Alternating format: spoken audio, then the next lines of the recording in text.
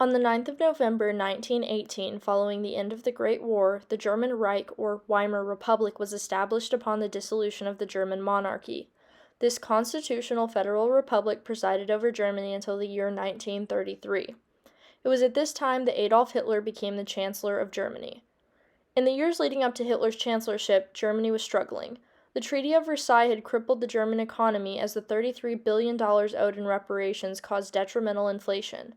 Additionally, the treaty had stipulated that Germany was to relinquish its colonies overseas and grant parcels of its homeland to Poland and France, as well as the mandated disposal of all German submarines and air force. The combined effects of the treaty stipulations left the German people feeling humiliated and understandably angry, in desperate need of a leader. After having gained much popularity through the Nazi Party, Adolf Hitler stepped in and filled the nation's void. The political climate of the time was highly receptive of an authoritarian leader, and unsurprisingly, Hitler was able to negotiate emergency powers with members of the Reichstag, allowing him to act without consent of Parliament for 4 years, officially marking the start of the German authoritarian regime.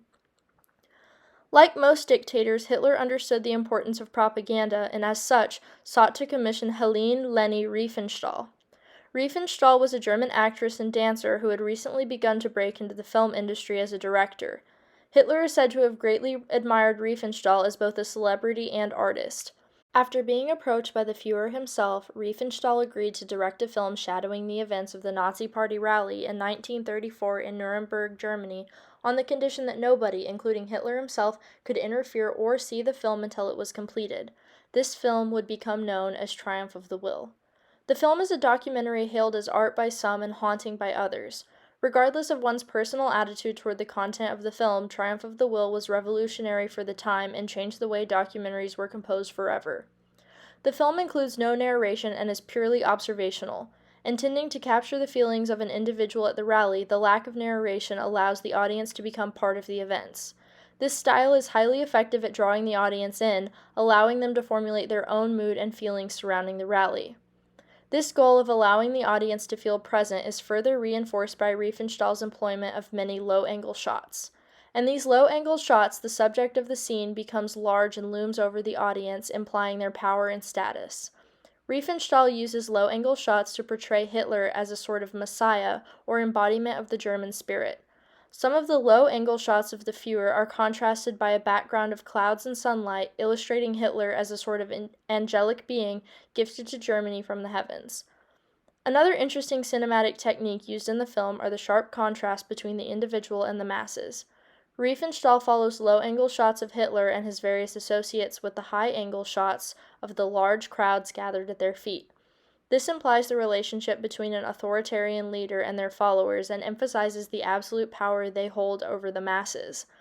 This stark contrast displays the extreme reach of Hitler's absolute power and implies the lengths he would be willing to travel in order to carry out his will. Additionally, in order to illustrate the assumed adoration felt by Germans toward their new leader, Riefenstahl includes many shots of smiling crowds, happy children, and vast quantities of Nazi symbols. The audience sees countless swastikas throughout the film, as well as the eagle, symbolic of the Third Reich and implicit of a strong and powerful military. Riefenstahl also includes more subtle symbolism, such as the church bells in the beginning of the film, representative of the Christian religion and its close relation to the Nazi Party's Church of the Third Reich. Triumph of the Will was an overwhelmingly successful piece of propaganda for the Nazi Party.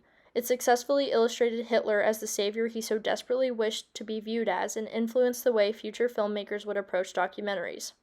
Today, Triumph of the Will serves as a valuable educational tool to glimpse into the political climate of pre-World War II Germany and experience the chilling nature of some of the world's most hated historical figures. Triumph of the Will is a ghastly illustration of the absolute calm before the storm.